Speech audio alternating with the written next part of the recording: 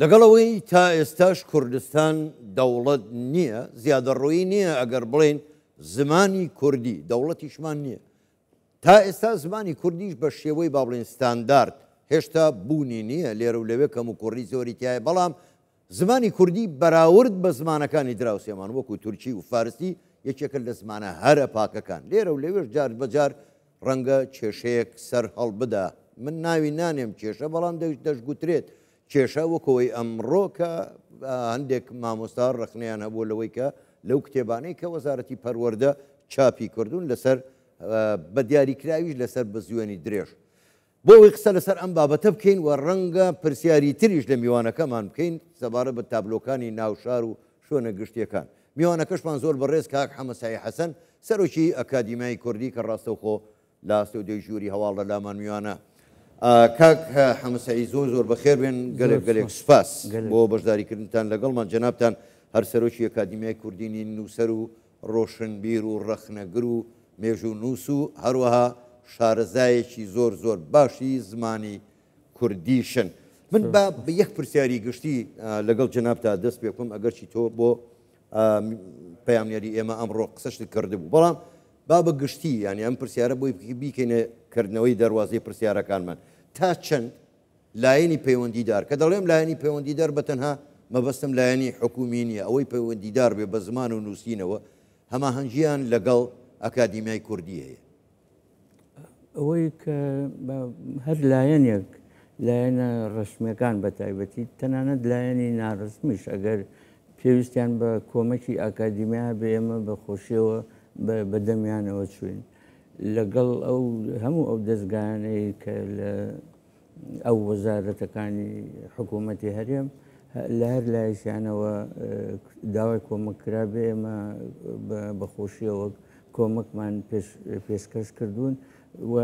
زۆر سوپاسشیانەکەین ئەوان کە ئاکادیمیا خۆی لە ڕاستیا سەرچاوی سەرەکیە بۆ ئەوەی قسە لەسەر زمان و ڕێنووس بکە. زۆر سوپاسی ئەو لایەنانە ئەەکەین بە تایبەتی وەزارەتەکان کە پێویستیان بە کۆمەکی ئێمە بێت و ئێمەش بەخۆشیەوە بەدەنگیانەوە چین. زۆر باشە کاک حەمە بۆ خۆ دەزانی وەزارەتی پەروەردە ئەمساڵ ینی لە بواری پەروەردە کتێبەکانی کە ئەوەی لە بەرچاون هەنگاوی زۆر باشیان ناوە جێگای دەستخۆشیە بە شێوەی ستانداردێکی جیهانیە کە بەڵام ئەم کێشەیە لە چیەوە سەری هەڵداوە ئەویشەوەیە کە مەسلەی نووسینی بە زوێنی درێژ بە دوو واو لە هەندێک لە کتێبەکان کراوەتە یەک واو. ئەم کێشەیە چیەوە چۆن دەکرێت چارەسەر بکرێت؟ ئەکرێت لە پۆلا چارەسەر بکرێ مامۆستا یاخود ئەبێ ئەو کتێبانە سەر لە نوێ چاپ بکرێن و چۆن چارەسەر بکرێن؟ خۆی ئەو بەڕاستی ئەو کێشەی دوو واو یاخود کە لە گەلێک شوێن بە یەک واو ئەینووسن کە خۆی دوو واوە ئەو کێشەیەکی تازە نییە و تازە سەری هەڵ نەداوە و ڕەنگە لە پرۆگرامەکانی پەروەردە گەرچی گەشتە سندنێکی زۆری بەخۆیەوە بینیوە لە چاوجارانە زۆر پێشکەوتووە بەرنامەکە کتێبەکانی پەروەردە، بەڵام لە هەندێک لە کتێبەکانە وازیان لە دوواو هێناوە. ئەم وازهێنان لە دوواو کە ئەکادیمی بە دروست ێزانێت کە دوواو بنووسرێت لە شوێنی پێویستە، بەڵام گەلێ لایەن گەلێ نووسەر گەلێ مامۆستای زانکۆ گەلێک ڕۆژنامە لە نووسینەکانیانە پشتیان کردوتە دوواو. ئاکادیمیا ئەوە بە هەڵازانێت چونکە پێمان وایە واوی کورد لەگەڵ واوی درێژ دوو دەنگی جیاوازن و دوو نیشانەی جیاوازیان هەیە و هەر یەکێکیان لە شوێنی دروستی خۆیان پێویستە دابنرێت. باشە ئەمە ینی ئەگەر واهی بێ ینی وەزارەتی پەروەردە باشە بۆ چاپی کردو کاکە حەمەیانی من حەزەکەم زۆر بەڕاشکاونە وەڵام دەیتەوە. ئێستا ئەگەر بۆ بینەرانی ژەم قسەیە بکەین کوور لەگەڵ کوڕ دوور وەنیە لەگەڵ دوور ینی دوو واوە بە ئاشکرا باشە وەزارەتی پەروەردە ینی چۆن ئەمەی چاپ کردو بۆ بەسەریا تێپەڕیوە یاخود نا بەبێ گەڕانەوە بۆ ئێوە ئەمەیان چاپ کردو؟ نا بەسەریانە تێ نەپەڕیوە. ئەو هێژایانی کە ئەو بەرنامە ئەو بە پرۆگرامانەیاندانا ئەو کتێبانەیان نووسیوە پێیان وا بووە لەو شوێنە پێویست بە دوو واو ناکە، ینی ئەوە نییە بە هەڵیان کرد بێ خۆیان بە دروست دەزانن و ڕەنگە لێکدانەوەی خۆشیان هەبێ بتوان داکۆچی لەو بۆچوونی خۆیان بکەن بەڵام ئاکادیمیا بە درێژایی تەمەنی خۆی وە پێشتریش کۆڕی زانیاری کورد و لە هیچ نەبێت لە 50 ساڵی ڕابردووە بەگشتی لە نووسینەکانە وەکو چۆن واویشی کورد هەبووە یەک واوە واو درێژیشە بۆ کە بە دوو واو نووسراوە و دەنگەکان دوو دەنگی جیاوازن دوو فۆنیمی جیاوازن دوو حرفی جیاوازن یەکێک نین یعنی وەکو چۆن سین لەگەڵ شین دوو حرفی جیاوازن واوی کورد لەگەڵ واوی درێژ دوو حرفی جیاوازن ئەوان هەندێک تەنانەت هەندێک ڕۆژنامە پشتیان کردوتە واوی هەندێک دەستگای چاپ دوو واو نانووسن بەڵام بە هەموو مێژووی ئاکادمی کوردی و کۆڕی زانیاری کووردا بچیتەوە گەلێک لە نووسەرە هەرە کوردیزانەکانی کورد ئەوانە هەمیشە دوو واویان نووسیوە بەڵام کێشەی پرۆگرامەکانی پەروەردە ڕەنگە هەر دوواو نەبێ یعنی ڕەنگە لە بواری کەش پێویست ئەمڕۆ بۆ وەستەی دواوەکەەوە سەری هەڵداوە بڵێ بەس ڕەنگە لە بواری کەش کتێبەکان پێویستیان بە پیاسوونەوە هەبێ باش کاکە هەمە هەر ئەمڕۆ وەزارەتی پەروەردەن دەڵێ ئێمە هەوڵ دەدەین ئەم کێشەیە چارەسەرکەین لەگەڵ ئەکادیمیا ینی دەڵێن سەردانی ئەکادیمیا دەکەین باش ینی مەسەرەن چۆن چارەسەریەکەن و بۆچی کاکە هەمە ینی کۆمەڵی کێشەوەکەوەی خۆشت ئاماژەت پێدا چارەسەرێکی ڕیشەیی بۆ بدۆزرێتەوە ینی ئیتر هەر کەس بۆ خۆی نەتوانێت لەسەر زمان قسە بکە بۆ خۆشت لە ئەوروپا ژیاوی زۆر چاک دەزانی تەنانەت سەرۆکوەزیرەکان سەر کۆمارەکان کە وتاریان هەیە کەسانی زمانزان زمانەوان بە وتارەکەدا دەچێت بۆی چاگەکە یعنی ئێوە بوو ناتوانن ڕێگری لەمە بکەن ئیتر هەر کەس بە بۆچوونی خۆی دەستکاری زمان نەکات بڵێن ئەکادیمیای کوردی لە 20 ساڵی ڕابردووە چەندین کۆڕ و سیمیناری کردووە لەسەر ڕێنووسی کوردی چەندین نامیلکە و کتێبی بڵاو کردوتەوە لەسەر ڕێنووسی کوردی لەو چالاکیانەی ئاکادمی کوردی هەمیشە دوواو هەبووە دوا کتێب کە ئاکادمی کوردی بڵاوی کردوتەوە پوختەی ڕێنووسی کوردی و خاڵبەندی لەوێ دووا و دەنگێکی جیاوازە و یەکوا و دەنگێکی کەیە و ئێمە بەو شێوەیە بە دروست تێزانین بەنسبەت وەزارەتی پەروەردەوە من ڕێزم هەیە بۆ وەزیری پەروەردە بۆ ئەو هێژانەی پرۆگرامەکان دائنێن و بەڕێوەیە بن ئەگەر ئەوان سەردانی بڕیاریان داوە سەردانی ئاکادمی بکەن و هەر وەختێ ئەوان بێن هەر کۆمەچێ لەلایەن ئاکادمیەوە بکرێ ئێمە بە پێویست تێزانین و هاوکاریان دەبین و ئێمە ئەوە نەبێ ئێمە بە دوای هەڵەکانی وەزارەتی پەروەردە بگەڕین بەڵام ئەگەر ئەوان سەردانیان کردین ئێمە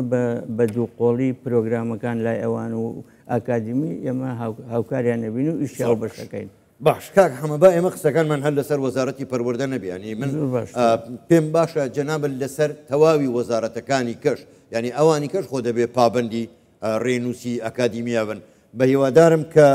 پۆلیسی هاتوچۆی هەولێر لێشمان دڵگران نەبێت تابلۆکانی ئەوانی لەسەر تابلۆی پۆلیسی هاتوچۆ بە دوو واو نووسیوانە لە کاتێکدا دەبێ یەک واو بێ ئیتر نازانم ئەوە هەڵەی ئەو خەتاتەکەیە کە نووسیوێتی یاخود هەڵەی خۆیان ینی ئێوە پەیوەندیەکانتان لەگەڵ وەزارەتەکانی کە چۆنە چۆن دەتانێت ئەوانەش چارەسەرکەن لەگەڵ بۆ نمونە لەگەڵ وەزارەتی ناوخۆ کە پۆلیسیات و چۆش هەر ئەکەوێتە ئەو بازنەیە بە دوو واو نووسیوانە بەڵێ هاوکاری زۆرمان کردووە و هەر وەختێ پێویستیان زوو ئەوان هاتوون کە پێویستیان بەوە هەبوو ئێمە شتێکیان بۆ بکەین بە کوردی یان هەندێک زاراوەیان بۆ بکەین بە کوردی ئێمە بەڕێزەوە کۆمەکمان کردوون و لەم دەورەی ئاکادمی کوردیە ئێمە یەکەم چالاکیمان ناونیشانی ئەوە بوو دیمەنی زمانی لە هەولێر ئێمە ڕەخنەمان لە تابلۆکان گرتووە لە ناوی شەقامەکان لە ناوی چێشتخانەکان هۆتێلەکان لە ینی بە شێوەیەکی گشتی قسەمان لەسەر ئەوە کردووە و هەستەکەین کە ئەو وەزارەتانەش کە ئەو بەرەو ڕووی ئەو ڕەخنانە بوونەتەوە بەدەنگ ئەو شتانەی بەدەنگ تێبینەکانی ئاکادمیاوە چوون و ئێستا گەلێک باشترە لە جاران ئەو بەڵام ناو بەناو کە هەڵەیەک دروستە بێ ئەگەر ئاگادار بکرێنەوە لەو بڕوایم کە ئەوانیش هەڵەکەی خۆیان ڕاست بکەنەوە زۆر باشە کاکە حەمە ئەنێ خۆشتان ئاماژەتان بەوەدا لە زمانی کۆڕی زانیاری کوردەوە هەتاکو ئێستا ناو بەناو ئەم کێشەی لە مەسلەی ڕێزمان لە ڕێنووسی کوردی سەر هەڵەدا چی بکرێت دەبێت چ بکرێت بۆ ئەوەی تر هیچ دەبێت ڕێگری لە ئەم نووسینی هەڵەیە بکەین چی بکەین باشە خۆی لە هەر بڵێن هەر کە خوێندن دەست پێەکایتر لە باخچەی مناڵان بێ سەرەتاییەکان و قوتابخان سەرەتاییەکان بێ پێویستە ئەوانەی کە پرۆگرامەکان دائنێن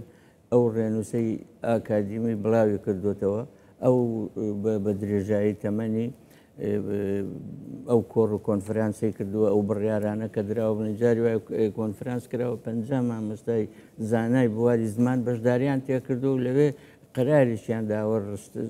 وشەیەک چۆن ئەنووسرێ حرفێک چۆن ئەنووسێک هەموو ئەوانەی تایە پێویستە ئەوانە ڕەچاوکەن بەڵام تازەترین کتێبی ئێمەکە پوختەی ڕێنووسی کوردیە کە دیاکۆ هاشمی نووسیوەتی ئەوە تا ئێستا ڕەنگە باشترین و دەوڵەمەندترینیان بێ هەر ئەوەیە کە ئەو کتێبە کە ئێمە بۆ ئەوەندەی بتوانین بۆ زۆر لایەنمان نردووە و دوو جاریشمان چاپ کردوتەوە گەلێ لایەنیش ڕەچاویان کردووە یاخود کە پێویستیان بە کۆمەک بووە پەیوەندیان بە ئێمەوە کردووە زۆر باشە کاکە حەمە دەست خۆشە من وەکو دوا پرسیاریش پێم خۆش بوو ئەم پرسیارە ئەگەرچی پەیوەندی بۆەوە نییە بەخۆ جەنەبت باش دەزانی زمانی کوردیەکە لە زمانە دەوڵەمەندەکان و دیالەکتیکی بەربڵاوی هەیە یعنی چی بکرێ ئەگەر هەوڵێ بدرێ ئێوە ئەکادیمیای کوردین هەوڵێک بدرێک وشە لە هەموو دایلەکتیکەکانەوە بێنرێت وردە وردە بۆ ناو زمانی ستانداردی کوردی زۆر لە نووسەرەکان کە ئەنووسن کەڵک لە هەموو زارەکانی کوردی وەرەگرن بۆ نمونە ئەو وشانە بەکارێن کە لای با دینیەکان زیاتر بەکاردێ با بڵێن ئێستا بۆ ئەو کوردی من پێنووسم زۆر بە دڵخۆشیەوە وشە بادینی وشەی مکریانی وشەی کوردی باشوور دیالێکتی باشوور ئەوانە هەم ئێرە ناوەڕاستە تەبعاً نەک وەکو دیالێکت ئێرە ناوەڕاستە باشوور خوارەوەیە ئەو هەوشانە خۆم بەکارێنم وە زۆر لە نووسەرەکانی ژواکەن بەڵام ڕەنگە دروستبوونی زمانی یەکگرتووی کوردی یاخود ستاندارد ڕەنگە بە کەڵک وەرگرتن لە هەندێ وشە و زاراوە نەبێ ئەوە دروستبوونی زمانی ستانداردی کوردی شتێکی مەحاڵ نییە بەڵام ڕاستەکەی پێویستی بە بڕیاری سیاسیە پەیوەندی بە دروستبوونی دەوڵەتی کوردیەوە بڕیاری سیاسی ئەوێت ئەوسا ئێمە هەچیەکمان پێ بکرێ هاوکاری ئەو بڕیارە ئابین دەست خۆش زۆر سپاس بۆ کاک حەمەسیای حەسەن سەرۆکی ئەکادیمیای کوردی سپاس بۆ بەشداریکردنتان لەگەڵمان لەم گەشتەی ژووری هەواڵی کوردستان 24 سپاس بۆ سپاس بۆ ئێوەش